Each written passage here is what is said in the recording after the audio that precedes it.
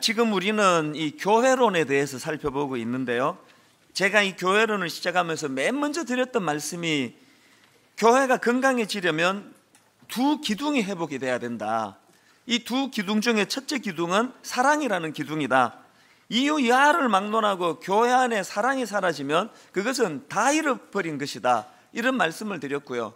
또 한 기둥 회복해야 될 게 뭐냐 하니까 이 영성이라는 기둥입니다. 아무리 교회 안에 사랑이 넘친다 하더라도 교회 안에 이 하나님으로부터 흘러나오는 영적 충만함이 없다면 그건 교회가 아니라는 것입니다. 그래서 이제 이 사랑의 공동체, 그런가 하면은 이 영적인 공동체, 이 두 기둥이 이제 회복이 돼야 되고요. 그렇게 두 기둥이 회복되고 나면은 그 밑바닥의 교회가 흘러야 되는 것, 이 꿈이라는 것입니다. 그래서 지난주에 교회는 꿈꾸는 공동체가 돼야 된다, 이것을 강조해 드렸고요. 그리고는 지난주에는 교회가 이처럼 꿈꾸는 공동체라면 과연 무슨 꿈을 꾸어야 되느냐, 그 꿈이 뭐라 그랬죠? 교회가 꾸어야 되는 꿈은 예수님이 품으셨던 꿈, 그 꿈이 희년의 꿈이라고 말씀드렸습니다. 오늘 영육간에 결핍으로 고통하는 많은 사람들에게 희망과 회복을 전하는 요벨, 기억나시죠? 이 기쁨의 희년을 선포하는 이 나팔, 이게 교회가 꾸어야 될 꿈이요, 또 교회가 회복해야 될 꿈이다, 그런 말씀을 지난주까지 드렸고요. 이제 오늘은 그 말씀의 연장선에서 정말 우리가 주님이 꾸셨던 이 희년의 꿈을 꾸는 교회가 되기를 원한다면 두 가지 잊어서는 안 되는 이 전제가 있다, 이 말씀을 오늘 이제 드리려고 하는 겁니다. 우리 교회나 개인이 정말 하나님 앞에 꿈꾸는 공동체, 또 꿈꾸는 하나님의 사람 되려면 두 가지 전제가 필요한데, 첫 번째 전제가 이겁니다. 꿈은 주의 성령이 내게 임하셨으니라는 이 말씀의 회복으로부터 시작이 된다는 겁니다. 이게 무슨 말씀인가 하면은 본문 누가복음 4장 18절을 보십시오.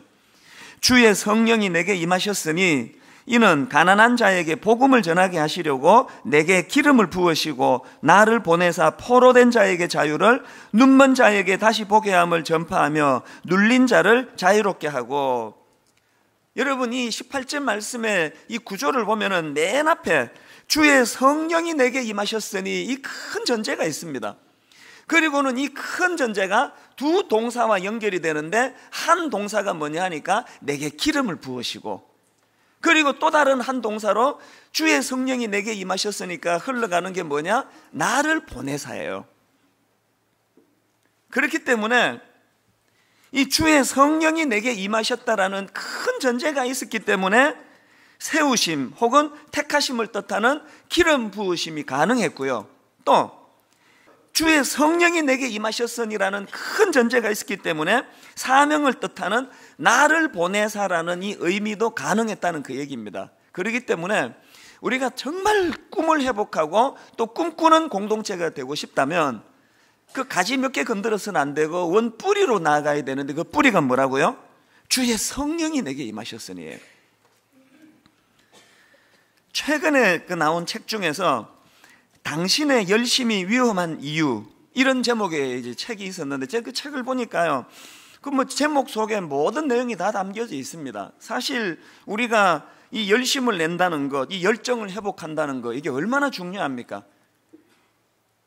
저는 한 말씀드렸지만 하나님이 그 사도 바울, 그 포악한 사울로 그렇게 살아갈 때 하나님은 그를 다메섹 도상에서 불러서 그 인간 만드는 과정이 얼마나 많이 필요했습니까? 그 당시로 이미 신실한 하나님의 사람이 그렇게 많았는데 왜 하나님은 그 포악한 옆길로 가는 사울을 꺾어가지고 그 인간 만들어가지고 그렇게 그 지도자로 만들으시냐는 거예요. 그냥 이미 그 당시로 믿음 좋은 사람 많은데 그 중에 하나는 택하면 되는 거 아니냐고요. 왜 그랬다고요? 하나님은 사울 안에 있던 열정을 본 거예요. 얘가 이게 지도를 잘 못 받아가지고 그 열정이 엉뚱한 대로 흘러서 그렇지, 그 안에 열정을 잘 다듬어주면 크게 쓰임을 받겠다. 여러분, 우리 안에 이 열정이 회복된다는 것은 굉장히 중요한 문제입니다. 저는 분당 우리 교회 성도들을 볼 때마다 이거 빨리 파송해서 다 내보내야 된다는 생각을 하는 게, 너무 고급 인력이 지금 사장돼 있습니다. 이미 너무나 고급 인력 하나님의 은혜를 많이 받고 있으면서 이 큰 교회에 묻혀가지고 그냥 예배만 드리고 있다가 열정도 다 식어버리고 꿈도 다 사라지고, 이건 아주 나쁜 거예요. 저는 오늘 예배 가운데 하나님께서 식어버린 열정을 회복시켜주는 은혜가 있기를 바랍니다. 가슴이 뛰고 가슴이 벅차고 내 안에 있는 꿈 때문에 열정이 살아나고 열심히 살아나고, 이게 필요한 거예요. 그런데 그 책 저자가 강조하는 게 뭐예요? 열심이라는 게 그렇게 좋은 거지만, 그러나 당신의 열심이 위험할 수 있다는 거예요. 어떨 때 이게 위험합니까? 조금 전에 바울 얘기를 드렸잖아요. 바울이 그렇게 열정이 많고 열심이 많았지만 그가 하나님 손에 의해 통제되지 아니하고 다스려지지 않을 때 오히려 그 열심은 위험하더라는 거예요. 바울 스스로도 다메섹 도상에서 주님 만나기 이전에 자기를 어떻게 평가하는가 보니까 빌립보서 3장 6절에 이렇게 고백합니다. 열심으로는 교회를 박해하고, 주님 만나기 전에도 그때도 열심히 대단했는데 그 열심이 통제되지 않으니까 오히려 해로운 쪽으로 나가더라는 거예요. 그래서 이제 그 당신의 열심이 위험한 이유, 그 책은요, 예수님 당시에 그 바리새인을 가지고 이제 그들의 그 열심이 왜 잘못됐는가를 짚어주는데, 요지가 뭐냐면은 그렇게 열심히 대단하던 예수님 당시의 바리새인들이었지만 그 열심이 잘못되니까 예수님을 죽이는 열심이 되더라는 거예요. 그래서 제가 조금 전에 열정 없는 여러분들에 대해서 좀, 사실은 원고에는 더 막 세게 제가 나무라려고 했는데 또 얼굴 보니까 마음이 약해서 그냥 그것밖에 안 했지만, 여러분 사실 정말 많이 혼나야 돼요. 하나님 주신 그 엄청난 에너지를 사장시키는 것은 그건 잘못된 거예요. 그러나 여러분, 그것도 하나님 앞에 꾸지람 들어야 되지만요, 더 심각하고 나쁜 거는 뭐냐면은 열심이 많은데 그 열심이 하나님께 통제받지 않는 사람, 이 교회를 어지럽히고 어렵게 만들고 무너지게 하는 건 열심 없는 사람이 아니에요. 열심 없는 사람은 좋은 점이 교회를 혼란하게 하는 일 자체를 하지를 않아요. 관심이 없는데. 그러니까 이 열심이 위험한 거는 언제라고요? 바울처럼 통제되지 않을 때, 하나님에 의해 성령의 인도하심으로 성령께서 그를 인도해 주시는 그 과정이 없는 열심은 위험하다는 거예요. 제가 최근에 어떤 책을 읽는데 좀 이것과 비슷한 대목의 그 소제목이 있더라고요. 미국의 그 데럴 구드 교수님이 쓴 책인데요, 선교적 교회라는 제목의 책입니다. 그 책에 보니까 중간쯤에 이런 소제목이 있더라고요. 보냄받은 사람인가 종교적 상인인가. 이 소제목도 지금 그 앞에 책하고 말하고자 하는 내용이 거의 같은 것 같아요. 사실 오늘 우리의 열심이 얼마나 이게 귀합니까? 또 열심히 또 하나님께서 기뻐하시는 일인데 이게 위험할 수 있다는 거예요. 열심으로 시작했는데 종교적 상인으로 끝날 수 있다는 겁니다. 제가 오죽 열심히 많았으면 그 미국 이민 생활 끝내고 시민권 반납하고 한국으로 들어왔겠냐고요. 오죽 열심히 제가 많았으면 가족 다 떠나가지고 결혼도 안 한 상태로 그냥 빈 몸으로 한국으로 그렇게 달려왔겠냐고요. 그런데 여러분, 저의 그 열심이 매 순간마다 인도하시는 하나님에 의해 통제가 되지 않으면 이것이 종교적 상인으로 전락될 위험이 있다는 거예요. 이걸 저는 한시도 잊어서는 안 됩니다. 오늘 우리 수많은 젊은 교역자들 볼 때마다 저는 너무 귀해요. 이 혼미한 시대에 그 20대 때 소명을 가지고 신학교로 달려가고 하나님의 말씀을 붙잡는 종으로 살아가는 것 너무너무 귀한 열심인데, 그 열심이 종교적인 장사꾼으로 전락될 위험이 있다는 걸 항상 인식해야 된다. 그래서 내 열심이 하나님의 다스림, 하나님의 통제, 하나님의 이끄심, 하나님의 인도하심, 이 울타리 안에서 열심히 다스려져야 된다는 것입니다. 이런 맥락에서 저는 오늘 예배 드리는 여러분에게 진지하게 질문합니다. 여러분은 하나님의 이끄심을 받고 계십니까? 그리고 하나님의 이끄심을 받기 위하여 하나님이 흘려주시는 은혜의 공급이 이루어집니까? 새벽마다 일어나가지고 신문을 먼저 손에 듭니까? 하나님의 말씀을 먼저 손에 듭니까? 오늘 하루를 살아갈 때 인터넷의 영향을 더 받습니까? 오늘 그때그때 주시는 하나님의 말씀이 여러분에게 더 갈급합니까? 오늘 우리는 제대로 된 꿈을 꾸기 위해서는 무엇보다도 먼저 주의 성령이 내게 임하셨으니, 이 큰 전제가 회복되는 은혜가 있기를 바랍니다.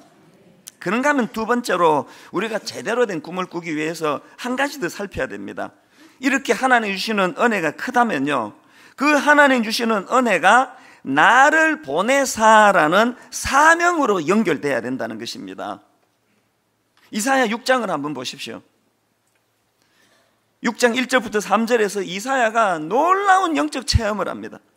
우시야 왕이 죽던 해에 내가 본즉 주께서 높이 들린 보좌에 앉으셨는데 그의 옷자락은 성전에 가득하였고 스랍들이 모시고 섰는데 각기 6날개가 있어 그 둘로는 자기의 얼굴을 가리었고 그 둘로는 자기의 발을 가리었고 그 둘로는 날며 서로 불러 이르되 거룩하다 거룩하다 거룩하다 만군의 여호와여, 그의 영광이 온 땅에 충만하도다.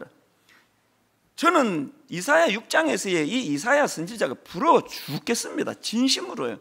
그가 그냥 막 한 시대를 풍미하는 위대한 선지자가 된 것도 부럽지만요, 이사야 6장에서의 이 이사야의 모습이 정말 부러워요.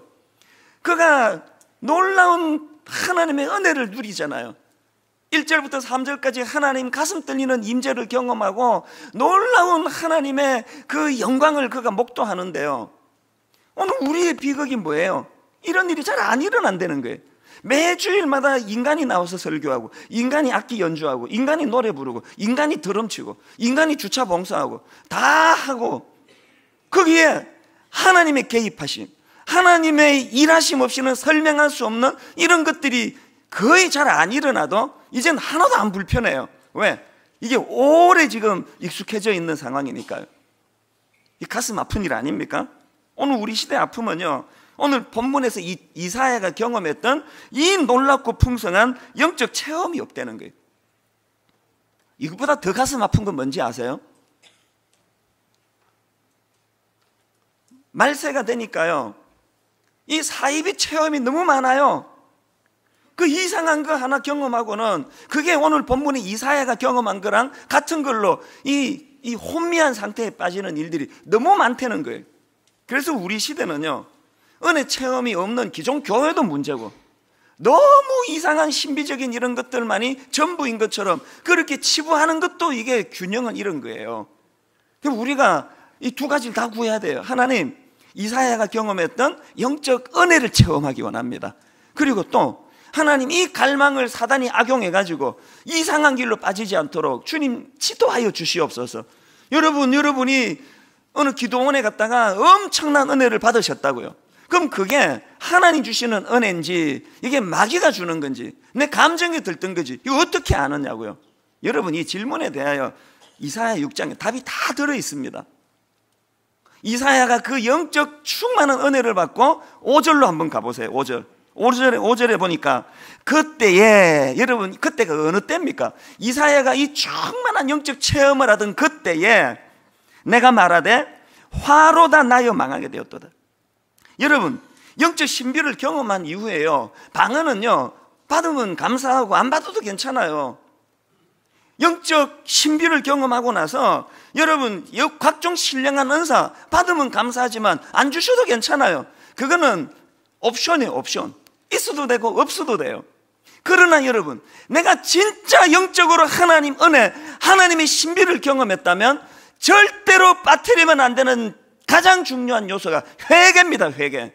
화로다 나여 망하게 되었도다. 그렇기 때문에 저는요, 너무나 많은 이상한 신비주의자들 저 진짜 안 믿어요. 왜?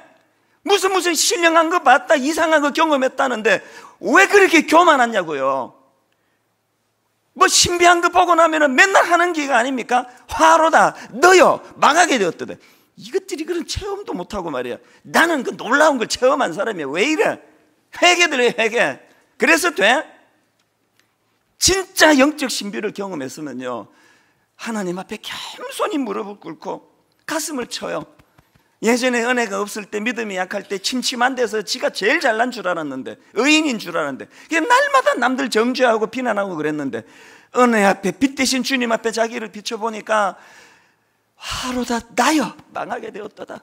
너무나 비천한, 또 죄 가운데 빠져있는 자기를 발견하고 회개의 자리로 나가는 게, 그게 정상적인 은혜를 경험한 사람들의 모습이라는 거예요. 오늘 이 땅의 교회들을 보면서 내가 마음이 아픈 게 그거예요. 회개의 역사가 안 일어나요. 정죄가 난무해요. 니들 내가 경험한 그 신비로운 은혜 못 경험해봤지, 이 하여튼 유치한 것들, 그러면서 맨날 비난하고 손가락질하고, 그건 정말 아니에요. 저는 분당 우리 교회 모든 성도님들이 이사야가 경험한 하나님의 은혜를 다 누리게 되시기를 바랍니다. 그래서 회개가 터져 나오기를 바라요. 내가 문제라고, 내가 화로다 나여 망하게 되었도다. 우리 집안이 혼미한 것도 그게 나 때문이에요. 교회가 이렇게 은혜가 안 되는 그건 나 때문이에요. 화로다 나여 망하게 되었다. 이게 이사야가 그때 제일 먼저 나온 거예요. 그 다음에 진짜 하나님의 은혜를 경험한 사람들을 보세요. 8절로 한번 가보세요. 내가 또 주의 목소리를 들으니 주께서 이르시되 내가 누구를 보내며 누가 우리를 위하여 갈고 하시니. 은혜 받으면은요 주의 목소리가 들려요. 무슨 목소리가 들립니까? 너 복 줄게, 너 공부 못하는 개 너 대학 보내줄게, 이런 목소리가 아니에요.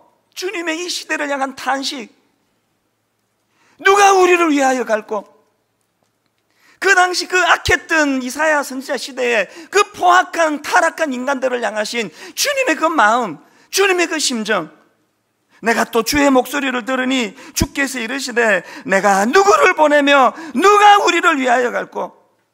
내가 은혜를 받으면 받은 그 은혜가 회개로 연결이 되고, 회개한 그 심령에 하나님의 나를 보내사라는 사명으로 연결이 된다는 거예요. 여러분, 저는 이런 맥락에서 정말 한국교회가 아파요. 저는 61년생 아닙니까? 1961년에 태어나가지고요, 한국의 이 뭐라 그럴까요? 이 명함을 다 보면서 자란 세대예요. 60년대 말에 제가 초등학교 시절에요, 또 70년대 초에 제가 청소년 시기에 교회가 불같이 일어나는 것을 제가 목도했던 사람 아닙니까? 그때는요, 70년대 말 초 이럴 때는요, 교단을 불문하고 교회 말뚝만 박으면 교회가 부흥하던 때예요. 여의도 광장에 수많은 성도들이 모여서 가슴을 치며 회개하고 그렇게 뜨거웠던 때가 있었잖아요. 교회가 불같이 일어나던 시절이 있었는데, 불행하게도 오늘 한국 교회는요, 그 이사야에게 주신 하나님의 은혜를 이사야 6장 1절부터 3절까지의 문을 딱 걸어 잠그고 4절부터 진도가 안 나가요. 그 부어주신 은혜를 내 교회, 이 개교회 주의에 빠져가지고 연약한 교회 돌아보는 일 안 하고 내 교회만 잘 되면 된다는 거지, 내 가정만 잘 되면 되는 거지, 우리 애만 대학 가면 되지, 은혜 내가 받아가지고 헌금 많이 하고 이만큼 냈으니까 하나님도 뭐 좀 미안해서 뭐 나오겠지, 이게 주거니 받거니. 11조도 이거 뭐 돈 놓고 돈 먹기, 그런 설교 많이 들었습니다. 하나님께 투자해라. 하나님께 투자하면 하나님이 마음대로 갚아주신다. 이런 물질로 계량화된 이런 너무나 가슴 아픈 복음이 흘러나오다가 보니까 오늘 한국교회가 지금 이 수치의 자리에 빠진 게 뭐예요? 이게 진정한 회개의 역사가 일어나지 않고, 또 주신 그 은혜를 가지고 하나님의 이 탄식, 하나님의 이 시대를 향한 아픔, 누가 우리를 위하여 갈고, 누가 이 시대를 위하여 나아갈고. 저는 분당 우리 교회가 그런 맥락에서 정말 이사야와 같은 은혜를 받으시기 바랍니다. 그리고 받은 그 은혜가 이기적이고 탐욕적인 쪽으로 흐르지 아니하고 주님의 사명, 나를 보내사, 그렇게 사명으로 연결되는 그런 제대로 물꼬가 흘러가는 하나님의 사람들이 되시기를 바랍니다. 그런데 여기서 중요한 건요, 이 우리말 성경에 본문 18절에 주의 성령이 내게 임하셨으니, 이게 꼭 뉘앙스가 그 과거형 우리말 표현이 좀 그래요. 주의 성령이 내게 임하셨으니, 그래서 이게 그 과거형 같지만요, 원어로 보면은 이 표현은 현재형적인 뉘앙스를 담고 있는 말씀이에요. 그러니까 이 구절은 이렇게 읽어야 됩니다. 주의 영이 나와 계속적으로 함께하고 계시다. 이게 왜 중요한가 하면은 제가 아브라함을 가지고 설명해 드리겠습니다. 창세기 12장 1절에서 하나님이 아브라함에게 명하십니다. 유명한 말씀이죠. 여호와께서 아브라함에게 이르시되 너는 너의 고향과 친척과 아버지의 집을 떠나 내가 내게 보여줄 땅으로 가라. 당시 아브라함이 기거하고 있던 갈대아 우르는 하나님 싫어하시던 우상이 만연하던 타락한 도시예요. 그러니까 하나님이 사랑하는 아브라함이 하나님의 영향은 받지 못하고 그 탈선한 그 시대의 영향을 받을까 봐 하나님이 떠나라는 거예요, 그곳을. 근데 중요한 건 뭐냐 하면은요, 자 12장 1절을 다시 한번 보세요. 여호와께서 아브라함에게 이르시되 너는 너의 고향과 친척과 아버지의 집을 떠나 내가 내게 보여줄 땅으로 가라. 여기서요, 보여줄이라는 이 동사는 현재형이 아니라 미래형이에요. 가는 건 지금 가는데 하나님의 뜻을 보여주는 건 나중에 보여주시겠다는 거예요. 제가 옛날에 애를 키울 때요, 이 머리에 두뇌 회전에 좋다 그래가지고 퍼즐을 많이 사줬어요. 아주 꼬맹이 때는요 10개짜리 퍼즐, 그건 뭐 아무나 맞춰요. 걔한테 줘도 맞출 거예요. 너무 쉬워요. 조금 잘하잖아요. 그럼 50개짜리 퍼즐은 걔는 못 맞춰요. 신경을 좀 써야 돼요. 나중에요 300개짜리 퍼즐을 주면 사준 쳐도 못 맞춰요. 지금 하나님이 아브라함에게 가라고 명하시면서 완성된 퍼즐 그림을 주시는 게 아니고 그 어려운 300개 퍼즐 중에 딱 하나를 주시는 거, 하나. 가라. 오늘의 미션은 그거 하나만 알면 된다. 그래가지고요, 이 상황에 대해 가지고 공동 번역은 이 부분을 이렇게 번역합니다. 사실 그는, 아브라함을 말하죠, 사실 그는 자기가 가는 곳이 어떤 곳인지도 모르고 떠났던 것입니다. 왜? 퍼즐 하나만 주시니까. 완성을 줘가지고 네가 순종해서 가면 대박이 터질 것이다, 이거 아니에요. 퍼즐 하나. 이게 왜 의미가 있느냐 하면은요, 그래서 히브리서 11장에 보면은 그 퍼즐 하나만 가지고도 나아갔던 아브라함의 그 동력을 믿음이라고 표현하는 거예요. 히브리서 11장 8절, 믿음으로 아브라함은 부르심을 받았을 때에 순종하여 장래의 유업으로 받을 땅에 나아갈새 갈 바를 알지 못하고 나아갔으며, 그 다음 9절, 믿음으로, 여기도 믿음이 나오죠. 그가 이방의 땅에 있는 것 같이 약속의 땅에 거류하여 동일한 약속을 유업으로 함께 받은 이삭 및 야곱과 더불어 장막에 거하였으니. 왜 여기에 제가 굵어 주셨을까요? 재밌는 건요, 창세기 19장에 보면 그 당시 같이 호흡하던 조카 롯은요 자기 집을 소유했다고 나와 있습니다. 왜 조카 롯은 안정적인 자기 집을 소유하고 있는데 아브라함은 그 불안정한 장막에 거했겠냐고요? 느낌이 오시죠? 퍼즐 하나밖에 안 주셔가지고요 안정적인 집에 거할 수 없어요. 그 다음 퍼즐이 또 딴 데로 가야 되는 건지, 여기에 내가 뿌리를 내려야 되는지 아무것도 몰라요. 아브라함이 이렇게 불안정한 삶을 살았던 사람이 아브라함인데, 그런데 여러분, 그 안정적인 집에 거하던 롯보다 아브라함이 왜 더 안정적인 삶을 살았나? 왜 그런지 아십니까? 여러분, 이렇게 하나님 말씀에 순종해서 퍼즐 한 조각만 가지고도 믿음으로 발걸음을 떼는 그 인생에게는 어떻게 해요? 주의 영이 나와 과거에 한 번 임하시는 게 아니고 지속적으로 나와 함께 하시고 지속적으로 나를 인도해 주시는 그 은혜를 경험한다는 거예요. 오늘 여러분은 이 300조각 다 맞추어 주기 전에는 안 움직이는 분이 계세요. 신중형, 그 좋은 거예요. 근데 여러분, 심하나 때마다 함께 해주시는 하나님의 은혜는 누리기가 쉽지 않을걸요.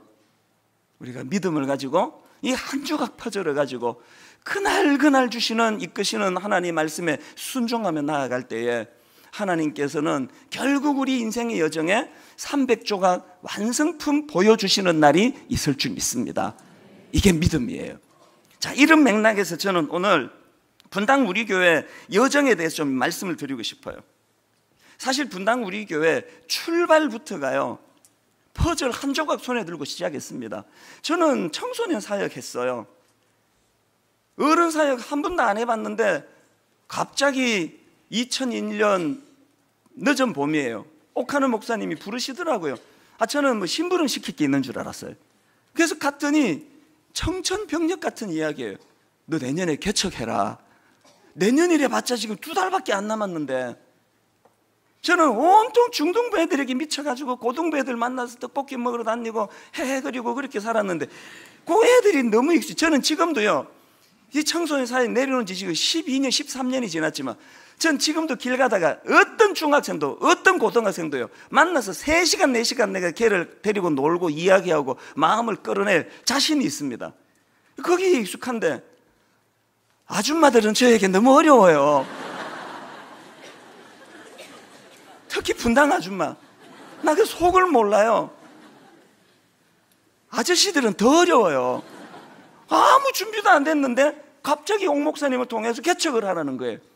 옥 목사님이 하나님의 신실한 종이신 것을 제가 믿기 때문에, 거기에 하나님의 뜻이 있음을 내가 믿기 때문에 그냥 순종했어요.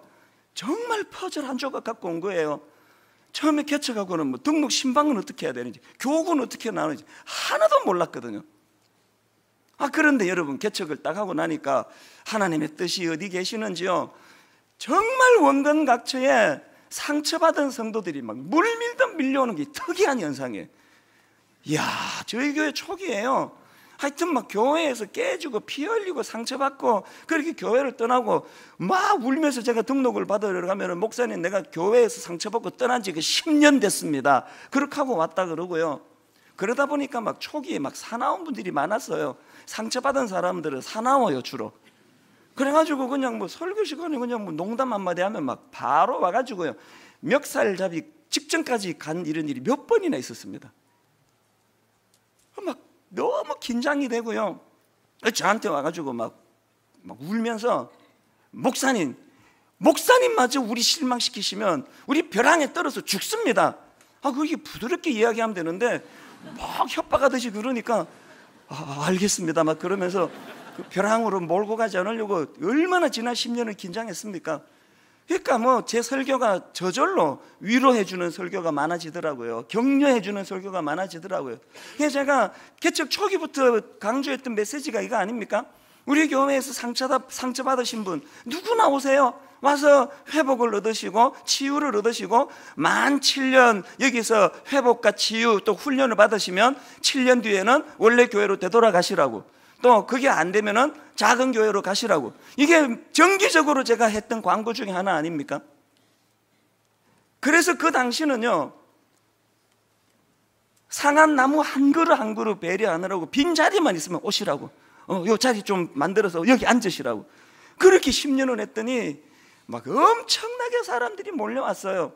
근데 여러분, 분당 우리 교회에 결정적인 분수령이 일어났다. 또 제 인생에도 마찬가지예요.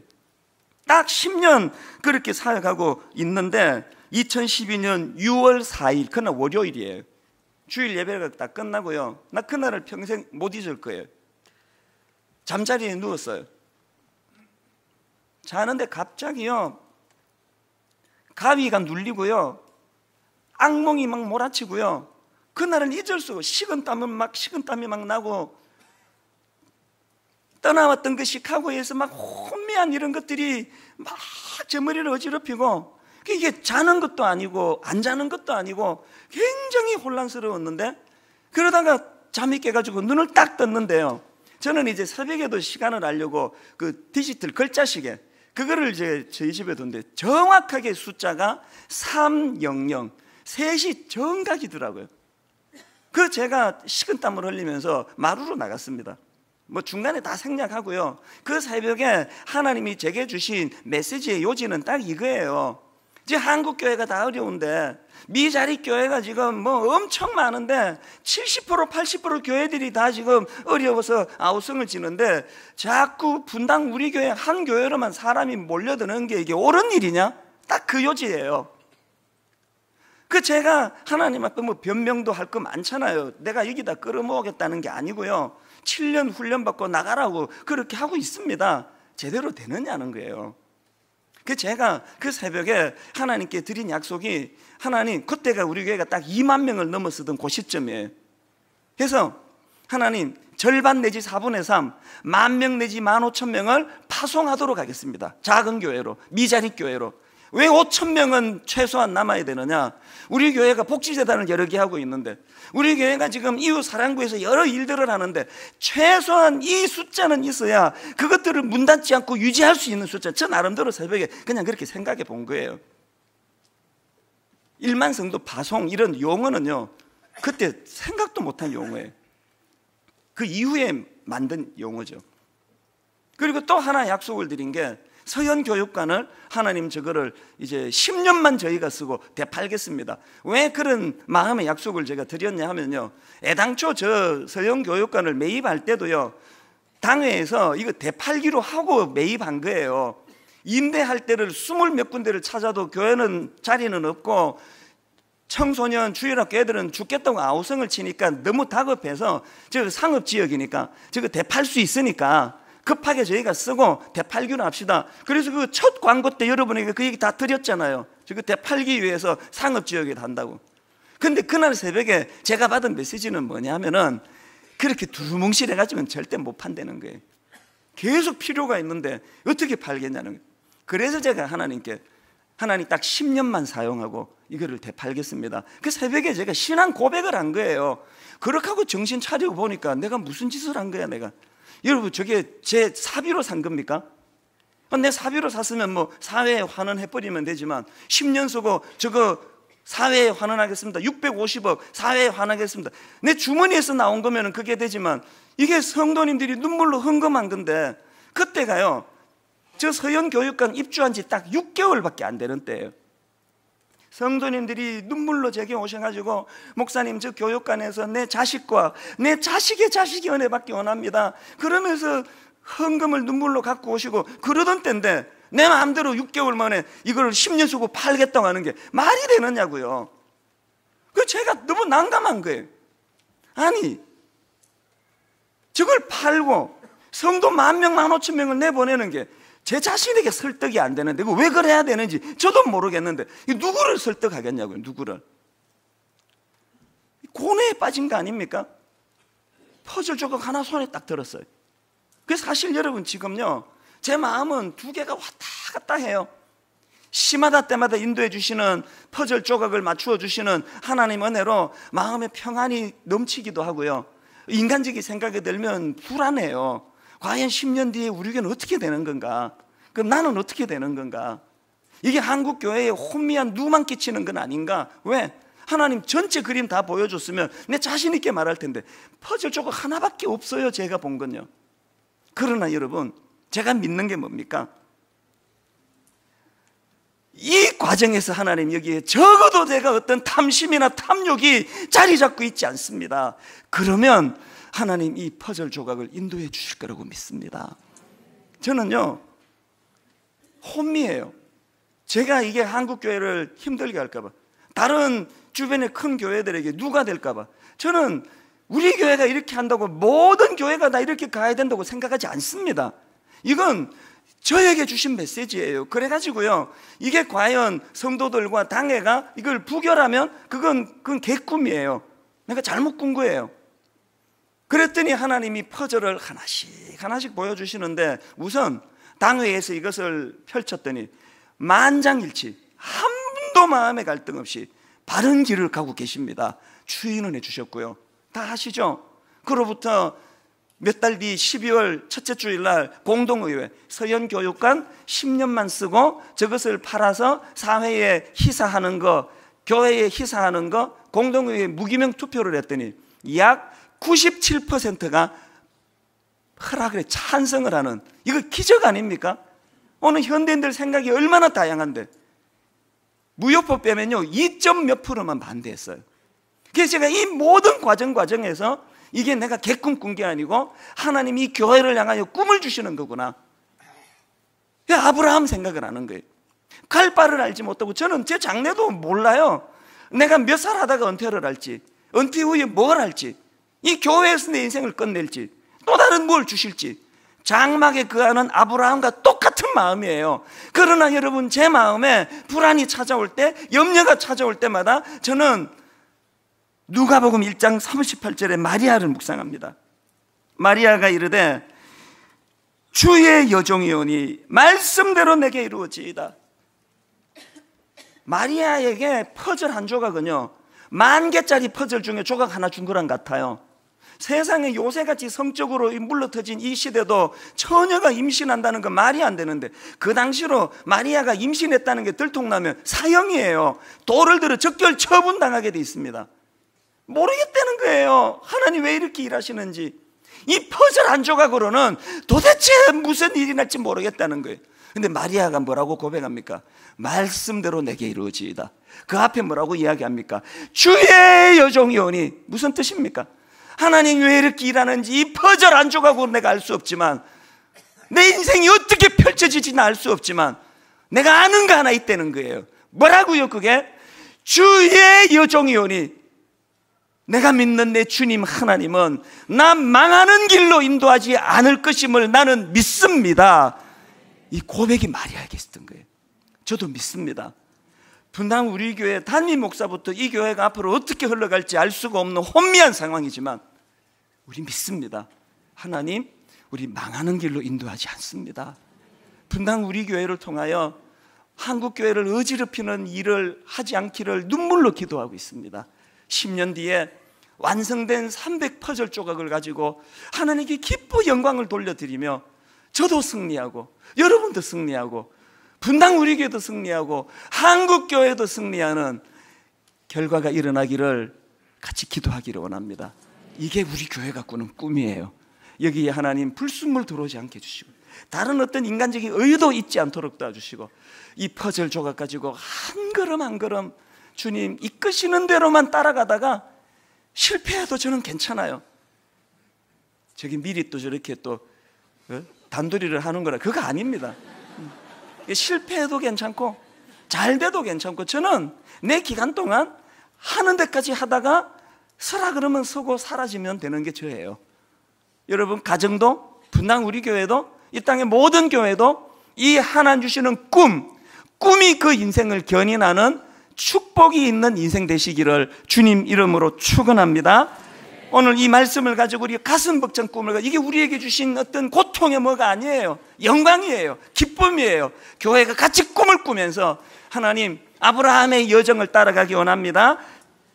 394번 창조의 아버지, 우리 찬양 같이 부르실 때 무에서 유를 만드신 창조의 하나님, 그 하나님을 찬양합니다. 우리 교회에 우리 인생에 흑암과 혼돈이 없는 주님과 함께하는 놀라운 역사만 일어나게 하여 주시옵소서. 이 꿈을 가지고 이 찬양 같이 부르기 원합니다. 창조의 아버지, 그 섭리 보이사.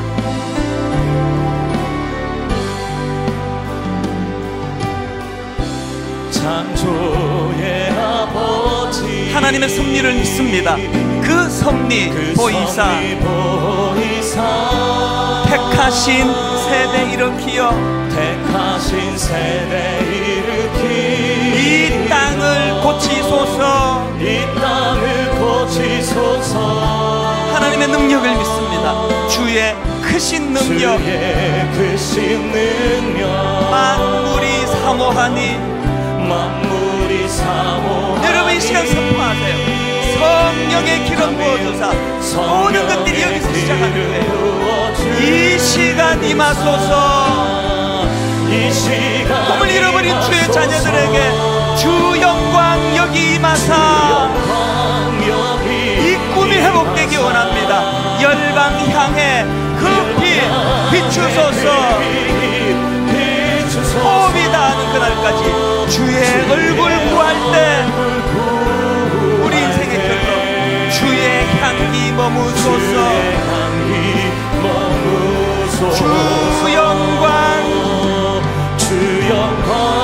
여기 임하사 열방 향해 그 빛 비추소서.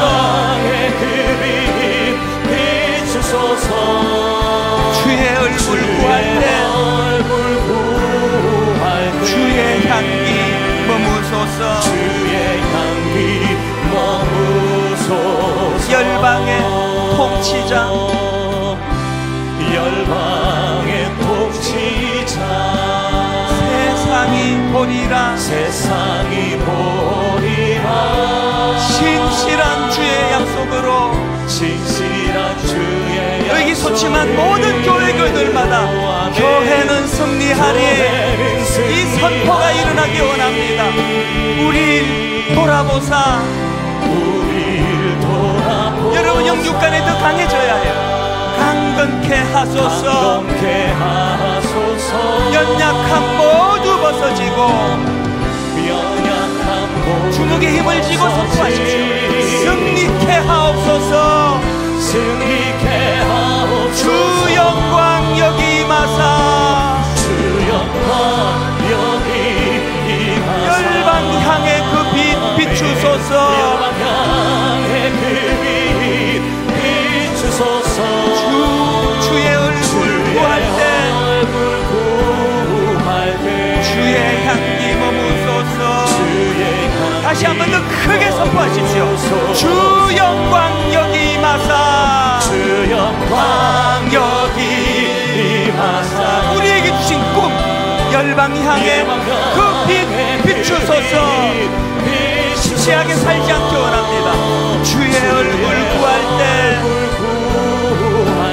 주의 향기 머무소서. 이 믿음 가지고 주님 이름 앞으로 나아갑니다. 예수는 그리스도. 예수는 주. 예수는 그리스도. 예수는 주. 꿈을 가진 하나님의 사람으로 선포합니다. 하나님의 영으로 경배드리리. 예배 가운데 일하시는 하나님 아버지, 예수는 그리스도. 우리의 예배를 받으시는 주님, 예수는 주. 하나님의 영으로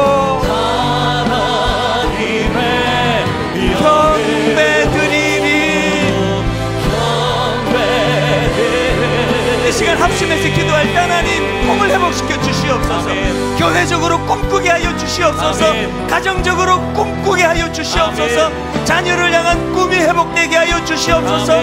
열방을 향한 꿈을 주시기 원합니다. 한 목소리로 우리 합심해서 같이 뜨겁게 같이 기도하시겠습니다. 살아계신 하나님 아버지, 하나님 꿈꾸는 교회 되기 원합니다.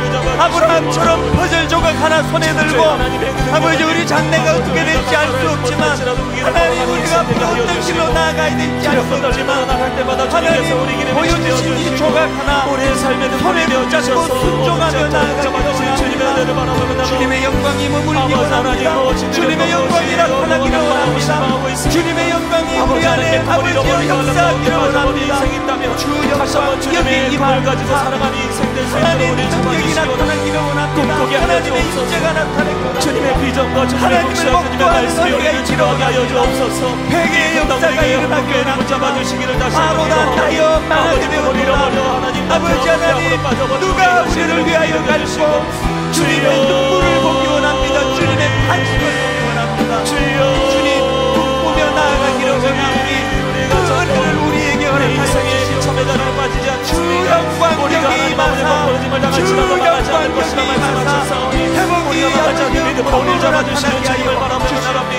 아버지 하나님, 창조의 능력으로 우리가 다시 한번 굳건히 일어설 수 있도록, 주님의 꿈과 주님의 비전을 붙잡는 인생 될 수 있도록 우리 가운데 주님 은혜를 더하여 주옵소서.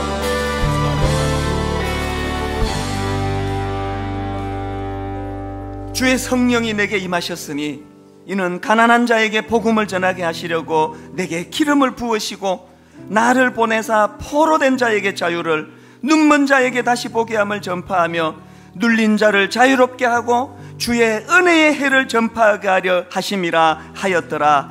하나님, 주님이 꾸셨던 이 꿈 우리가 전수받아 분당 우리 교회가 이 꿈 꾸기를 원합니다. 희년을 선언하기 원합니다.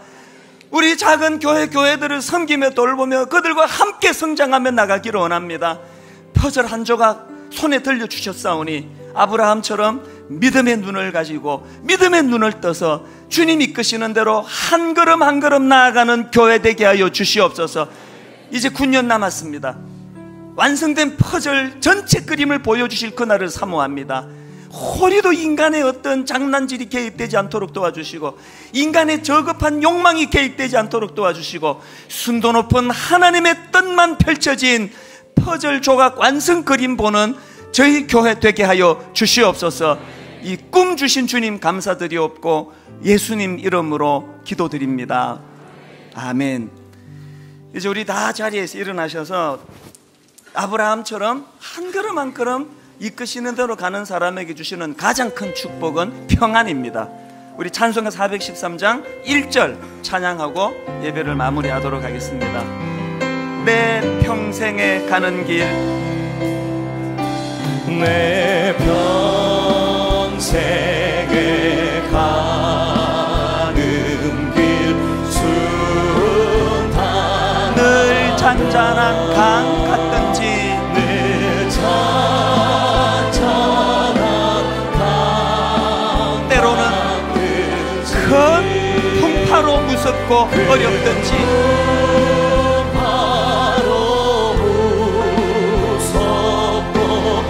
이런 상황이든 저런 상황이든 나의 영혼은 늘 편하다.